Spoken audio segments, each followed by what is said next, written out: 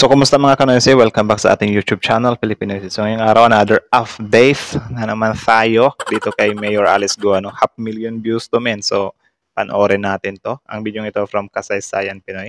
Meron itong pamagat na nagulat ang PNP sa nakita nila sa vault ni Alice Go sa Pogo, Tarlac.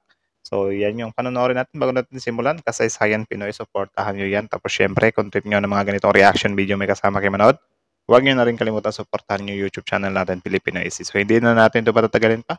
Baka agawin pa ng China. Again, ang title ng video ito, nagulat ang PNP sa nakita nila sa mga vault ni Alice Go sa Pogo, Tarlac. So, I think ito yung isa talaga sa nakakapagpadikdik palalo kay Mayor Alice Go. Kasi kahit anong tanggi niya, kahit anong tanggi niya talaga, nalilink at malilink pa rin talaga siya sa mga illegal na gawain dyan sa Tarlac, especially Pogo. So, ang gusto lang naman talaga natin dito, hindi natin sinisiraan si Mayor Alice Go. Ang gusto lang talaga natin na yung katotohanan ba. Yung sagutin niya sana ng facts din kasi wala may mga ebidensya tapos hindi mo sasagutin ng facts, sasagutin mo lang ng wala ako maalala yun. So, yun, like, comment, share, subscribe. Start. Acetylene, winasak ang mga vault na nasa loob mismo ng Pogo na Zone 1 Technology sa Bamban sa probinsya ng Tarlac. Ipinag-alamat po. Gamit ang acetylene, winasak ang mga vault na nasa loob mismo ng Pogo na Zone 1 Technology sa Bamban sa probinsya ng Tarlac. Ipinagutos ito ng Bulacan Regional Trial Court Branch 81 na buksan ng mga nasa mahigit 20 mga vault sa loob mismo ng mga building sa 20 men? compound. Kailangan din kasi na i-inventaryo kung ano ang mga nasa loob nito upang mas maimbestigahan ng mga otoridad. Kasama sa mga nanonood habang binubuksan ng mga vault ay ang Anti-Money Laundering Council o AMLA, Presidential Anti-Organized Crime Commission o PAOCC, PAGCOR, PNP-CIDG at ilang mga prosecutors. Ang dami na talagang nagtulong-tulong so sana naman mapadali ito para masolusyonan agad. Sa unang dalawang vault na kanilang binuksan, mga dokumento at mga passport ang kanilang unang nakita. Sa pangatlong vault naman ay tumambad na sa kanila ang mga nakabundle na pera na aabot sa 5.5 million pesos ang halaga. Grabe. Diba? Tapos sasabihin nyo wala silang illegal na ginagawa. Ano yan? Piniprint lang nila. Kasama pa ang nasa 1,000 dolyar. Mahalaga para sa Presidential Anti-Organized Crime Commission o PAOCC ang mga dokumentong magtuturo sa illegal na operasyon ng naturang Pogo Hub na maaari nilang magamit sa korte sa hinaharap. Importante sa amin are the documents, financial documents na magiging basis ng ating forensic accounting. Usually, mga nandyan na lang, yung mga pangpasahod nila, mga operating expenses and all. Pero what we need are evidence that would lead us to their digital currency, crypto wallet, kasi yun ang lifeblood ng mga Pogos. Tama. Oo nga, no? Bali yung 5.5 million na yan, in cash yan So, parang, papasahod nila yan. So, kung ganyan kalaki yung pinapalabas nila para pampasahod, of course, malaki din yung kitaan nila sa cryptocurrency or sa digital bank. Tama nga naman. Ano naman talaga siya? Pogo online. So, baka gumagamit sila dito ng mga cryptocurrency, Bitcoin or whatsoever. Ang pa sa mga nakuhang mga papeles sa loob ng vault ay ang mga dokumentong may kinalaman sa sasakyan at bill sa kuryente at ang lahat ng mga ito ay nakapangalan kay Amnesia Girl at Bamban Mayor Alice Go. Amnesia Girl. Up until now talaga natatawa talaga ako na tatawagin siyang Amnesia Girl. Operating units are concerned, ang mga nakita lamang po namin dito ay ilang mga dokumento nagpapangalan doon sa kasalukuyang alkalde. Now, if that would constitute enough evidence to file criminal or civil charges against her, it's up to the Department of Justice.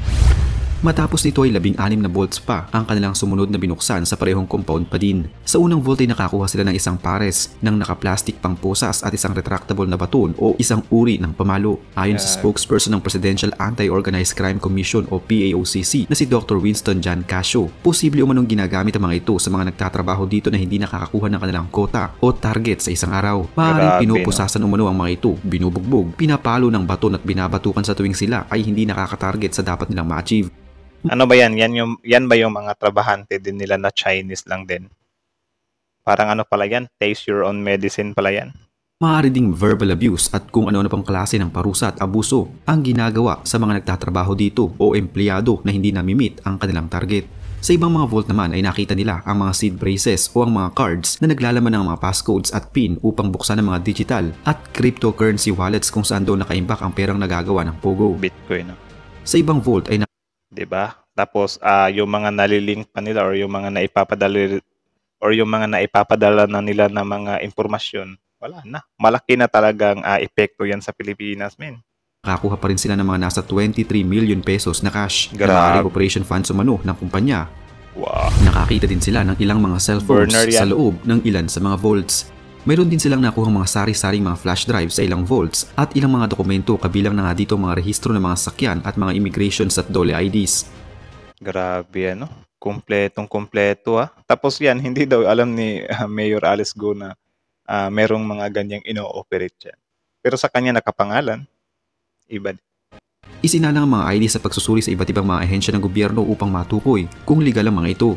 Samantalang ang mga cellphones naman na kanilang na-recover ay sasailalim naman sa digital forensics.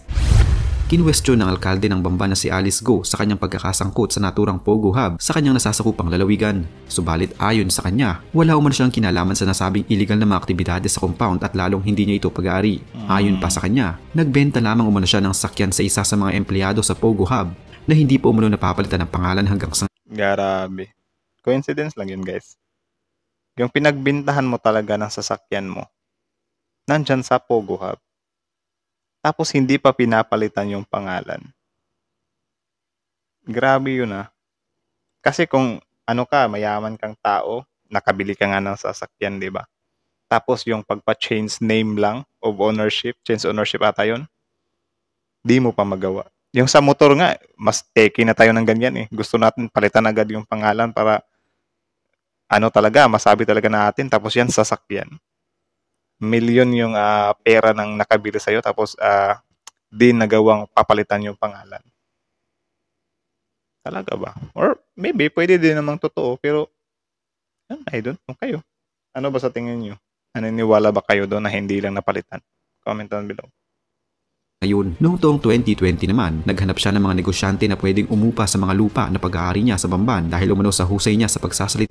Naghanap siya ng mga negosyante na pwedeng umupa sa mga lupa na pag-aari niya sa Bamban at hindi pa umano siya ang mayor noong mga panahong iyon. Grabe na. Dahil umano sa husay niya sa pagsasalita ng Mandarin, nakahikayat siya ng mga Filipino-Chinese investors na magtayo ng mall at mga apartment building sa kanyang mga lupa. Grabe no, ang sipag niya, men. Mayor lang siya ng Bamban. Inaral niya talaga yung Mandarin para makapanghikayat siya ng investor. Daig pa pala na ito Pangulo Kasi si President BBM hindi naman nag-aral ng Chinese para manghikayat ng investor doon sa China. Grabe Mas pala siya. Paano kaya pag naging presidente ito? Na nasa likod mismo ng munisipyo ng Bamban. Subalit noong siya ay kumandidato na bilang alkalde ng lalawigan ng taong 2022, ibinenta na niya umano ang kanyang share sa nasabing lupa. Pagkurang araw-araw na nagmo-monitor sa operasyon ng naturang Pogo Hub sa Tarlac, subalit tila nalusutan pa rin sila. Grabe, no? Noong nakaraang taon, niraid ang isang Pogo at nakita nila doon ang nasa mahigit 100 mga Chinese nationals na agad namang pinadeport ng gobyerno. Yan ang ba? Mga Chinese nationals na ito ay Kaya di mo talaga masasabi na coincidence ang lahat kasi talaga Chinese talaga yung nandun lahat. My God. Walaan ding sangkot sa pangahak ng mga government websites, surveillance, sangkot sa human trafficking at detention. Napag-alaman din na si Alice Go ay may kaugnayan sa Hongsheng Gaming Technology Incorporated na pinalitan lamang ang pangalan bilang Zunyuan Technology Incorporated matapos itong i-raid sa kauna-unang pagkakataon ng Pebrero ng nakarang taon. Noong taong 2020. Ito yung sinabi ni Senator si Gatchalian ata yun. Hindi, kalimutan ko na halimbawa ganyan. Nare-raid nga nila yung Pogo pero napapasa kamay lang din sa mga opisyal or otoridad na kaalyado nila kaya naibabalik lang din yung iba nagpapalit lang ng pangalan. Yun yung isa sa nakakalungkot na wala. Pera-pera lang talaga dito sa Pilipinas, men. Ng Sigo ay hindi pa mayor, napakiusapan niya ang mga opisyal ng Bamban na makapag-operate ang Hongsheng sa kanilang lugar. Nasa 8 hektaryang Pogo Hub ito na may 36 na mga gusali na muli din namang ni-raid noong nakaraang Marso lamang dahil naman sa human trafficking, violations of human rights at serious illegal detention.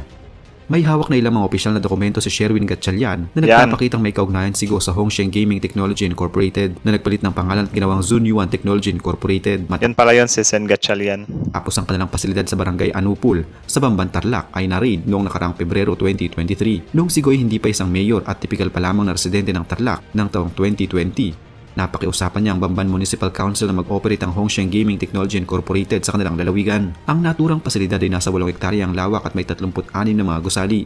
Noong May 7 hearing sa Senado, walang alinlangang sinabi ni Go na hindi umano siya kasama sa kahit anong klaseng Pogo operation sa Pilipinas.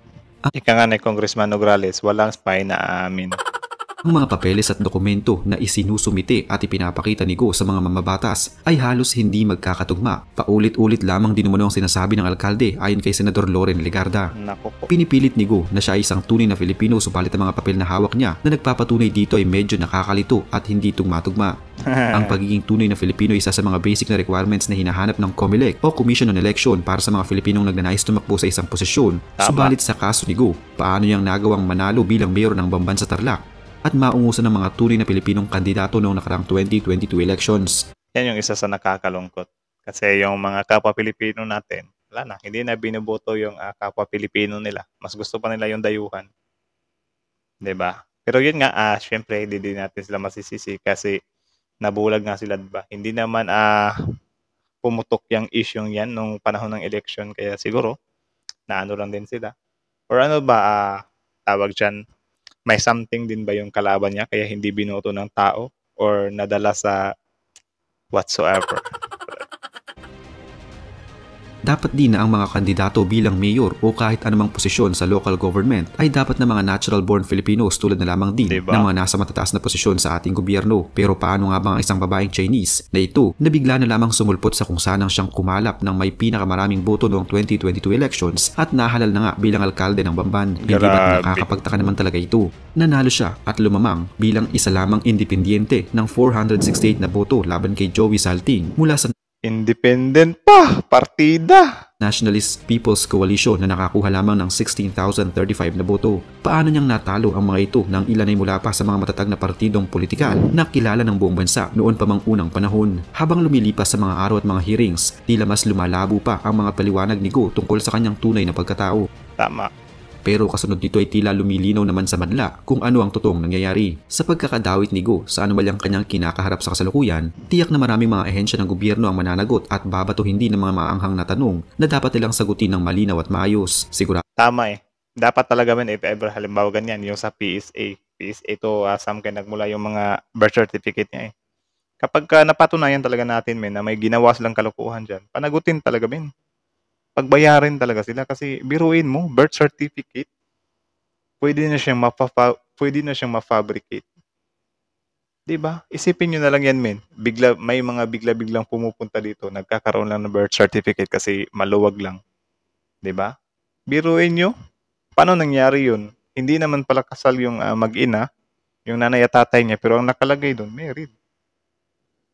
'Di ba? Biruin niyo 'yun. May ganun.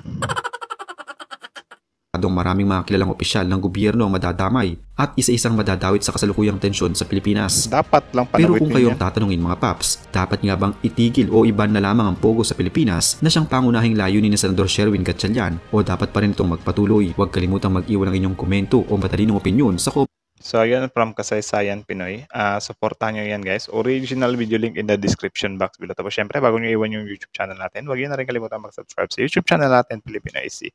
So, kita nyo naman yun up until now talaga. No? Sana naman sa third or sa last ba? Sa susunod na hearing ni Mayor Alice Go ay bigyan niya na tayo ng tawag dyan, magandang sagot. Like, masagot na talaga yung katanungan ng karamihan. Pero may nakita akong video doon kay Historiador Pilipino. Nag-post siya doon ng video na ang next hearing daw kay Alice Go, hindi na daw isa sa publiko. Agree ba kayo doon?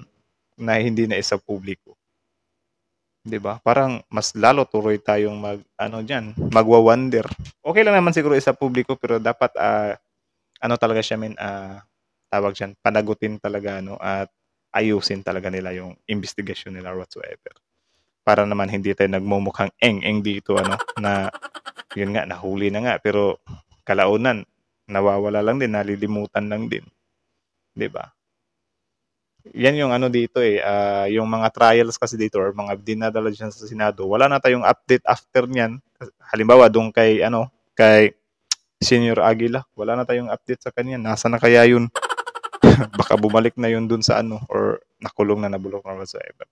So yun lang naman. Grabe no, paano kaya niya itawag dyan? Lulusutan pa yan na marami nang ebidensya min. Sobrang daming ebidensya. Pati doon sa mga vault, diba? Tapos ang malala pa dito, yung sa digital currency nila.